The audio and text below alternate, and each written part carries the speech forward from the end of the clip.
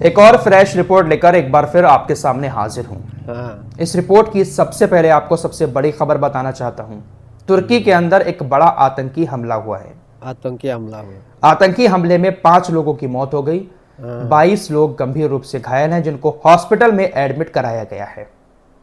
अब तुर्की के अंदर भी शुरुआत हो चुकी है आतंकी हमलों की, और आने वाले दौर में ये आतंकी हमले और बढ़ने वाले हैं। क्यों बढ़ने वाले हैं ये मैं आपको आगे बताऊंगा। फिलहाल बड़ी खबर यह है कि कल अंकारा के अंदर तुर्की की एक सरकारी एरोस्पेस कंपनी और तुर्की की रक्षा कंपनी टूसास, इसके कैंपस में आतंकी घुस जाते हैं और अंधाधुंध फायरिंग शुरू कर देते हैं। 3 आतंकी कार से आए, उतरे, उनके पास बड़ी बड़ी बंदूकें थीं, अंधाधुंध उन्होंने वहां पर फायरिंग शुरू कर दी। 5 लोगों को गोली लगी, उनकी मौत हो गई। 22 लोगों की लगी, वो गंभीर रूप से घायल हैं, हॉस्पिटल में एडमिट हैं। पल भर में पूरे कैंपस में चीख पुकार शुरू हो गई। फिलहाल खबर आ रही है कि तुर्की की जो पुलिस वहां पर मौजूद थी, उन्होंने उन आतंकियों को मार गिराया। 3 आतंकी जो आए थे उसमें एक महिला है, जिसका फोटो आपकी स्क्रीन पर लगा रहा हूं। फिलहाल इस हमले की जिम्मेदारी अभी तक किसी आतंकी संगठन ने नहीं ली है, लेकिन तुर्की ने इस हमले का जिम्मेदार कुर्दिश लोगों की जो पार्टी है पीकेके, कुर्दिश वर्कर्स पार्टी, उसको मान लिया। तुर्की की वायुसेना ने पीकेके को जिम्मेदार मानते हुए तुरंत बदला भी लिया। सीरिया और इराक के अंदर पीकेके के तकरीबन 30 ठिकानों पर हवाई हमले शुरू किए। तुर्की ने तुरंत जवाब देते हुए तुर्की की वायुसेना ने 30 ठिकानों को पीकेके के तबाह कर दिया। ये जो कुर्दिश वर्कर्स पार्टी है, इसको अमेरिका वैसे आतंकी संगठन मानता है, यूरोपीय यूनियन भी आतंकी संगठन मानता है, तुर्की ने भी आतंकी संगठन घोषित किया हुआ है। लेकिन ऐसी चर्चाएं बहुत चलती हैं दुनिया में कि इस संगठन को बनाने के पीछे, कुर्दिश लोगों का ये जो संगठन है, इसके पीछे एक बहुत बड़ा सुपर पावर का हाथ है। सुपर पावर कौन है वो आप अच्छे से समझते होंगे। और तुर्की के अंदर ये जो हमला हुआ है, इसकी टाइमिंग जो है, उस टाइमिंग को लेकर भी काफी सवाल उठ रहे हैं कि इसके पीछे यही लोग हैं। दरअसल तुर्की के राष्ट्रपति रजब तैयब एर्दोगान कल ब्रिक्स शिखर सम्मेलन में भाग लेने के लिए, हिस्सा लेने के लिए रूस पहुंचे। आप सभी को मालूम है, ब्रिक्स एक बहुत बड़ा संगठन बनता जा रहा है। बहुत सारे बड़े बड़े देश इसमें शामिल हैं। चाइना, ईरान, रशिया, उधर हमारा इंडिया, और भी बड़े बड़े देश इसमें शामिल हैं। ये एक बहुत मजबूत संगठन बन रहा है, ब्रिक्स जिसका नाम है।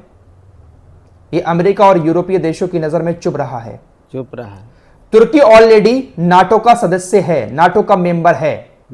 हालांकि नाटो का मेंबर होने के बावजूद भी वो ब्रिक्स शिखर सम्मेलन में हिस्सा लेने पहुंच गया। तुर्की अभी ब्रिक्स का हिस्सा बना नहीं है, लेकिन उनको इनवाइट किया गया रजब तैयब एर्दोगान को कि आप इस सम्मेलन में आए। वो उसमें हिस्सा लेने के लिए पहुंच गए, नाटो के मेंबर होने के बावजूद भी। बहुत बड़ी बात है।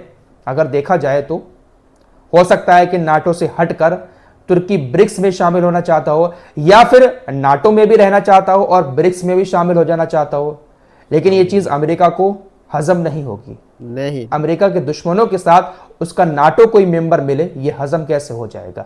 जैसे ही तुर्की के राष्ट्रपति रजब तैयब एर्दोगान रूस में पहुंचे, उन्होंने वहां पर अपना कदम रखा, उसके कुछ ही देर के बाद तुर्की के अंकारा के अंदर यह आतंकी हमला हो गया। इसलिए टाइमिंग पर भी सवाल उठ रहे हैं। कहीं ना कहीं इसके पीछे एक बड़ा गेम है। तुर्की ब्रिक्स में शामिल क्यों हुआ, शायद इसीलिए आतंकी हमला तुर्की के अंदर करवाया गया। फिलहाल खबर यह आ रही है कि इस आतंकी हमले के बाद बीच में ही इस शिखर सम्मेलन को छोड़कर तुर्की के राष्ट्रपति रजब तैयब एर्दोगान वापस तुर्की आ गए हैं। तो अब तुर्की के अंदर भी आतंकी हमले शुरू हो चुके हैं। दोस्तों, एक और खबर आपको बताऊं, अपनी लास्ट वीडियो में ही बताया था, इजराइल ने दावा किया कि हिजबुल्लाह के बंकरों के अंदर 50,000 करोड़ के डॉलर छुपे हुए हैं। इतना खजाना वहां पर मौजूद है। सोना चांदी है, हीरे जवाहरात हैं, डॉलर्स हैं। इजराइल ने कहा कि हम हिजबुल्लाह की कमर तोड़ने के लिए इन तहखानों को तबाह करेंगे। और ये तहखाने जो हैं वो एक हॉस्पिटल के नीचे बने हुए हैं। लेबनान की राजधानी बेरूत के अंदर एक बहुत बड़ा हॉस्पिटल है, अल साले हॉस्पिटल। उसी के नीचे सोना चांदी, हीरे जवाहरात होने का दावा इजराइल ने किया। इजराइल ने किया। इजराइल अल साले हॉस्पिटल को उड़ाना चाहता है। हाँ। लेकिन दोस्तों यह बात पूरी तरीके से झूठ साबित हुई। झूठ साबित हुई। दरअसल बीबीसी की एक महिला पत्रकार ने हॉस्पिटल के अंदर जाकर चप्पे चप्पे की खोज की। हाँ। हर एक जगह पर, हर एक तहखाने में जाकर देखा, लेकिन किसी तरह का कोई भी सबूत वहां पर सोना चांदी हीरे जवाहरात का नहीं मिला। साथ ही साथ जो हॉस्पिटल का प्रशासन है वो लगातार इनवाइट कर रहा है लोगों को कि आए यहां पर, इंटरनेशनल कम्युनिटी यहां पर आकर देखे, जिस तरह से चाहें यहां पर आकर जांच करें। अगर यहां पर कोई भी सोना चांदी हीरे जवाहरात निकल आए, कोई भी खजाना यहां पर निकल आए, तो हॉस्पिटल को उड़ा दिया जाए। हॉस्पिटल का प्रशासन बाकायदा लोगों को इनवाइट करके वहां पर दिखा भी रहा है। बीबीसी की जब एक महिला पत्रकार वहां पर पहुंची, उसने कहा इजराइल अस्पताल पर बमबारी कर रहा है और इजराइल बेतुके दावे कर रहा है कि यहां पर हिजबुल्लाह ने पैसा छिपाया हुआ है। यह पूरी तरीके से झूठ है। इजराइल पूरी तरीके से यहां पर युद्ध अपराध कर रहा है। बीबीसी ने बाकायदा पूरी पड़ताल की है और इजराइल के इन दावों को झूठा बताया। बीबीसी के अलावा अमेरिका की जो पेंटागन है उसके जो प्रमुख हैं लॉयड ऑस्टन, उन्होंने भी इजराइल के इस दावे का खंडन कर दिया। अमेरिकी रक्षा विभाग के प्रमुख लॉयड ऑस्टन ने कहा कि बेरूत अस्पताल के नीचे हिजबुल्लाह कैश बंकर का कोई सबूत नहीं मिला है। अमेरिकी रक्षा विभाग के सचिव लॉयड ऑस्टन ने कहा कि बेरूत में अल साले अस्पताल के नीचे नकदी और सोने से भरे हिजबुल्लाह बंकर के इजराइल के दावे का समर्थन करने का कोई सबूत नहीं है।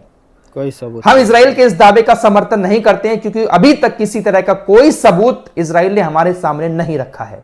लॉयड ऑस्टन ने कहा कि इजराइल ये जो दावा कर रहा है इसको हम वेरीफाइड करने के लिए इजराइल के साथ मिलकर काम कर रहे हैं। अगर वाकई में यहां पर कुछ है तो हमें इसका वेरिफिकेशन करना होगा और इजराइल को हमें सबूत देने होंगे, वरना इस दावे में किसी तरह की कोई सच्चाई नहीं लगती है। तो इस तरीके से आतंक के नाम पर झूठी झूठी कहानियां दुनिया के सामने रख के सभी इमारतों को इजराइल तबाह करता जा रहा है। 1 अक्टूबर को ईरान ने इजराइल के ऊपर बहुत सारी मिसाइलें दागी थी। अभी तक इजराइल ईरान के ऊपर किसी तरह का कोई हमला नहीं कर पाया है, लेकिन तैयारी पूरी हो रही है। हमला तो होगा, आज नहीं तो कल इजराइल जवाब जरूर देगा। जरूर देगा। नेतन्याहू खामोश होकर बैठ जाए ऐसा तो हो ही नहीं सकता। नहीं। इजराइल डिफेंस फोर्सेस के डिफेंस मिनिस्टर योब गैलेंट अपनी वायुसेना से मुलाकात करते हैं। वायुसेना के अधिकारियों से मुलाकात करते हुए उन्होंने उनका हौसला बढ़ाते हुए कहा कि जब हम ईरान के ऊपर हमला करेंगे तब दुनिया देखेगी कि हम लोगों ने किस तरह की ट्रेनिंग की है। हमला हम ऐसा करेंगे कि पूरी दुनिया देखेगी कि हमारी किस तरह की प्लानिंग होती है और हमारी किस तरह की ट्रेनिंग है। यानी खुली खुली दुनिया के सामने यह धमकी है कि ईरान के ऊपर एक जबरदस्त हमला किया जाएगा। दोस्तों हिजबुल्लाह के नेता हाशिम शफीउद्दीन, ये आपकी स्क्रीन पर हैं, इनकी मौत की घोषणा कल हिजबुल्लाह ने की है। वैसे इनकी मौत तो 15 दिन पहले हो चुकी है, 18 दिन पहले, लेकिन कल इस बात की घोषणा की है हिजबुल्लाह ने कि हाँ बेरूत के अंदर एयर स्ट्राइक में इनकी शहादत हो गई। हाशिम शफीउद्दीन हसन नसरुल्लाह के काफी करीबी थे, उनका दाहिना हाथ माने जाते थे और भाई भी लगते थे, चचाजाद भाई भी थे। बेरूत के अंदर एयर स्ट्राइक में इनकी मौत हुई थी। कल फाइनल किया है हिजबुल्लाह ने कि हाँ इनकी मौत हुई है। अभी तक सस्पेंस बना हुआ था, डिक्लेयर नहीं किया गया था हिजबुल्लाह की तरफ से, लेकिन कल उसको डिक्लेयर कर दिया गया है। ईरानी राष्ट्रपति ने कहा अगर इजराइल ने कोई गलती की तो ईरान कड़ा जवाब देगा। दुश्मन हमें कुछ नुकसान पहुंचा सकता है, लेकिन उसे जो रिएक्शन देखने को मिलेगा, जो नुकसान होगा, वो सोचने से भी परे है। तो उधर इजराइल भी बड़ी बड़ी धमकियां दे रहा है कि हम हमला करेंगे तो ईरान को सोचने का मौका भी नहीं मिलेगा। इधर ईरान भी बड़ी बड़ी धमकियां दे रहा है। फिलहाल आमने सामने की तगड़ी टक्कर है। इजरायली मीडिया मारीब ने एक रिपोर्ट पेश की है जिसमें कहा है कि रूस और चाइना ईरान की मदद कर रहे हैं। चाइना ईरान को silent hunter laser anti drone system दे रहा है, वहीं रूस S-400 सिस्टम और Su-35 लड़ाकू विमान दे रहा है। तो चाइना और रशिया ईरान की मदद लगातार किए जा रहे हैं। जरूर किया जाए। फिलहाल इस रिपोर्ट में इतना ही। दोस्तों हमारी वीडियो पसंद आए तो फॉलो सब्सक्राइब कीजिए और साथ ही साथ शेयर भी कीजिए। मिलते हैं अगली वीडियो में, तब तक के लिए अपना ख्याल रखें। धन्यवाद।